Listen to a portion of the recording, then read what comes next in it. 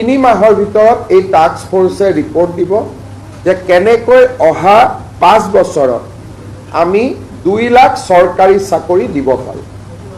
2 লাখ সৰকাৰি চাকৰি আমি কি ধৰণে কেনেকৈ দিব পাৰিম এই বিষয়ে সিদ্ধান্ত লবৰ কাৰণে মুখ্য সচিবৰ অধীনত এটা টাস্ক ফোৰ্স গঠন কৰি দিছে আৰু 3 মাহৰ ভিতৰত এই টাস্ক ফোৰ্সে ৰিপোৰ্ট দিব যে কেনেকৈ অহা 5 বছৰত আমি 2 লাখ সৰকাৰি চাকৰি দিব পাৰো। অৰ্থাৎ মুখ্য সচিব ডাঙৰীয়াই প্ৰতিটো বিভাগৰ লগত কথা পাতি সৰকাৰি বা সৰকাৰৰ দ্বাৰা নিয়ন্ত্ৰিত বিভিন্ন কৰ্পোৰেশন আমাৰ বিশ্ববিদ্যালয় 6 শিডিউলৰ কাউন্সিল এই গোটেইবিলাকত মিলি অহা 5 বছৰত আমি কেনেকৈ 2 লাখ যুৱক যুৱতীক সৰকাৰি চাকৰি দিব পাৰো তাৰ বিষয়ে প্ৰতিবেদন এখন দিবৰ কাৰণে মুখ্য সচিব ডাঙৰীয়াৰ অধীনত এটা টাস্ক ফোৰ্স গঠন কৰি দিছে যাতে আমি আমাৰ যেটো অসমৰ যুৱক যুৱতী সকলকে যি প্ৰতিশ্ৰুতি আছিল তাক যাতে আমি ৰাখিব পাৰো বা তাক যাতে আমি পালন কৰিব পাৰো। আজি আপোনালোকে কেবিনেটত দেখিছে যে আমি দুটা প্ৰমিস 2 লাখ সৰকাৰি চাকৰি ইউসিসি আমি অলৰেডি কাম আৰম্ভ কৰিলো। গতিকে ৰাইজক দিয়া প্ৰতিশ্ৰুতিখিনি আমি আখৰে আখৰে পালন কৰিম। আমাৰ কেবিনেটে 2 লাখ সৰকাৰি চাকৰি আমি কি ধৰণে কেনেকৈ দিব পাৰিম এই বিষয়ে সিদ্ধান্ত লবৰ কাৰণে মুখ্য সচিবৰ অধীনত এটা টাস্ক ফোৰ্স গঠন কৰি দিছে আৰু 3 মাহৰ ভিতৰত এই টাস্ক ফোৰ্সে ৰিপোৰ্ট দিব যে কেনেকৈ অহা 5 বছৰত আমি 2 লাখ সৰকাৰি চাকৰি দিব পাৰো। অৰ্থাৎ মুখ্য সচিব ডাঙৰীয়াই প্ৰতিটো বিভাগৰ লগত কথা পাতি সৰকাৰি বা সৰকাৰৰ দ্বাৰা নিয়ন্ত্ৰিত বিভিন্ন কৰ্পোৰেশন আমাৰ বিশ্ববিদ্যালয় 6 শিডিউলৰ কাউন্সিল এই গোটেইবিলাকত মিলি অহা 5 বছৰত আমি কেনেকৈ 2 লাখ যুৱক যুৱতীক সৰকাৰি চাকৰি দিব পাৰো তাৰ বিষয়ে প্ৰতিবেদন এখন দিবৰ কাৰণে মুখ্য সচিব ডাঙৰীয়াৰ অধীনত এটা টাস্ক ফোৰ্স গঠন কৰি দিছে যাতে আমি আমাৰ যেটো অসমৰ যুৱক যুৱতী সকলকে যি প্ৰতিশ্ৰুতি আছিল তাক যাতে আমি ৰাখিব পাৰো বা তাক যাতে আমি পালন কৰিব পাৰো। আজি আমাৰ কেবিনেটে ডক্টৰ ভূপেন হাজৰিকাৰ জন্ম জয়ন্তী সমাৰোহৰ সামৰণি অনুষ্ঠান অহা 8 সেপ্টেম্বৰ তাৰিখে নতুন দিল্লী ভাৰত মণ্ডপমত অনুষ্ঠিত কৰিবলৈ সিদ্ধান্ত গ্ৰহণ কৰিছে। অৰ্থাৎ আমাৰ যি বৰ্ষজোৰা ভূপেন হাজৰিকাৰ জন্ম জয়ন্তী আমি উদযাপন কৰি আছো তাৰ সামৰণি অনুষ্ঠান 8 সেপ্টেম্বৰ তাৰিখে নতুন দিল্লীৰ ভাৰত মণ্ডপমত অনুষ্ঠিত কৰিবৰ বাবে সিদ্ধান্ত গ্ৰহণ কৰিছে। আজি কেবিনেটে 32 কোটি টকা ব্যয় সাপেক্ষে ডক্টৰ ভূপেন হাজৰিকাৰ এটা সংগ্ৰহালয় নিৰ্মাণৰ বাবে অনুমোদন আগবঢ়াইছে। অৰ্থাৎ এতিয়া আমাৰ শংকৰদেৱ কলাক্ষেত্ৰত 32 কোটি টকা ব্যয়েৰে ডক্টৰ ভূপেন হাজৰিকাৰ সংগ্ৰহালয় এটা আমি স্থাপন কৰিম য'ত নেকি তেখেতৰ জীৱনৰ লগত জড়িত অমূল্য সম্পদৰাজিক আমি সংৰক্ষণ কৰিব পাৰোঁ। ইয়াৰে 13 কোটি টকা নৰ্থ ইষ্ট কাউন্সিলে দিব। অৰ্থাৎ টোটেল 33 কোটি টকাৰ বা 32 কোটি টকাৰ নৰ্থ ইষ্ট কাউন্সিলে 13 কোটি টকা দিব আৰু 20 কোটি টকা ৰাজ্য চৰকাৰে আগবঢ়াব। আজি সেই প্ৰকল্পটো আমাৰ প্ৰথম কেবিনেটতে অনুমোদন জনোৱা হৈছে। কলাক্ষেত্ৰত হ'ব।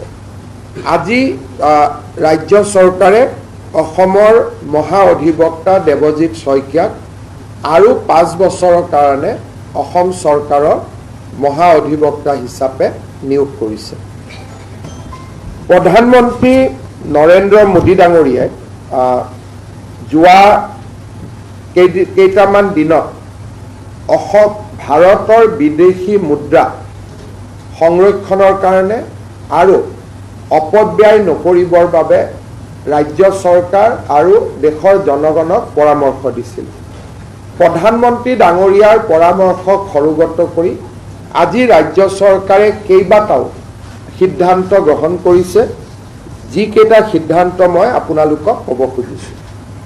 অহা 6 মাহ অসম চৰকাৰে কোনো নতুন গাড়ী মটৰ ক্ৰয় নকৰে, অৰ্থাৎ নতুন মন্ত্ৰীসকলকো অহা 6 মাহলৈকে নতুন গাড়ী দিয়া নহ'ব। আমাৰ বৰ্তমান যি পুৰণা গাড়ী আছে আমি সেই গাড়ীয়েদি আমাৰ কাম চলাব লাগিব।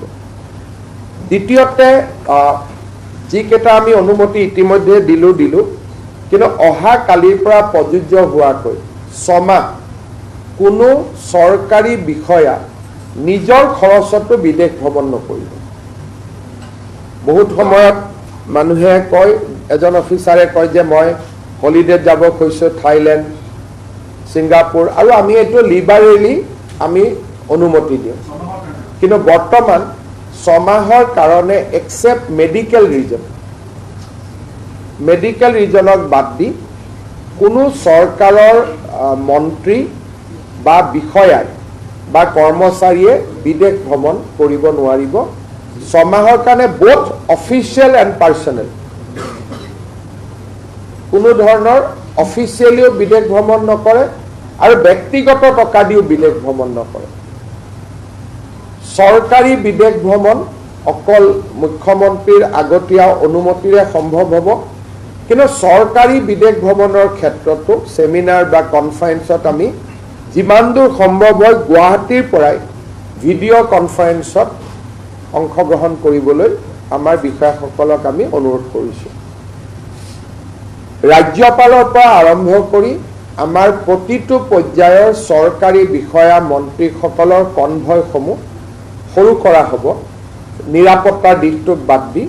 তাৰ এই গোটেই কনভয়খিনি আমি সংখ্যা হ্ৰাস কৰিবৰ কাৰণে আজি আমি সিদ্ধান্ত লৈছোঁ। মন্ত্ৰী হওক, অফিচাৰ হওক বা মুখ্যমন্ত্ৰী হওক, ৰাজ্যপাল হওক, সকলোৰে কনভয়বিলাক ডাউন চাইজ কৰা হ'ব, at least for next 6 month.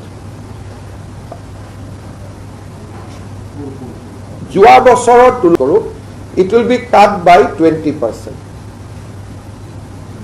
by reducing toll আৰু 2-4খন গাড়ী বেছিকৈ খৰচ নকৰি আমি চৰকাৰে যিমান টকাৰ তেল কিনে যোৱা বছৰৰ তুলনাত এই বছৰ আমি 20% ডিজেল আৰু পেট্ৰলত আমি কম খৰচ কৰিম।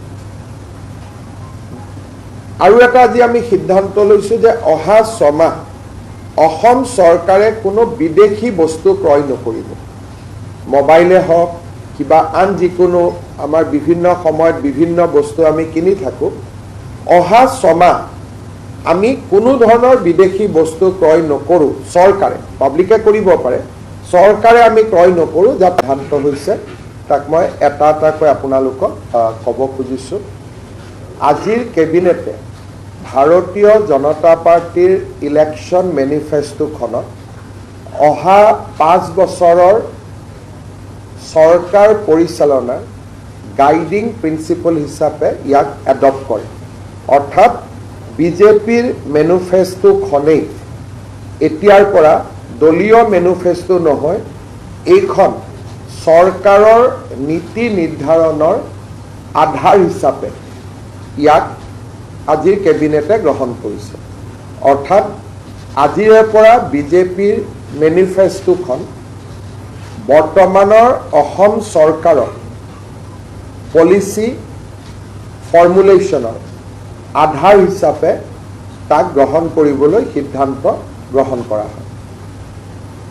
আজি আমাৰ কেবিনেটে অহা 26 তাৰিখে বিধানসভাৰ শেষ দিনাখন ইউনিফৰ্ম চিভিল কোড ইয়াক সদনত উপস্থাপন কৰিবলৈ সিদ্ধান্ত গ্ৰহণ কৰে। আজি কেবিনেটে ইউনিফৰ্ম চিভিল কোডৰ খচৰা তাক আজি কেবিনেটে অনুমোদন কৰে আৰু আমাৰ সদস্যসকলে শপত গ্ৰহণ কৰাৰ লগে লগে প্ৰথমখন বিধানসভাৰ অধিৱেশনৰ শেষ দিনা আমি ইউনিফৰ্ম চিভিল কোড সদনত উপস্থাপন কৰিম। আজি কেবিনেটে পাছ কৰা খচৰা অনুসৰি এই ইউনিফৰ্ম চিভিল কোডৰ পৰা জনজাতীয় লোকসকলক বোথ হিলছ এণ্ড ট্ৰাইব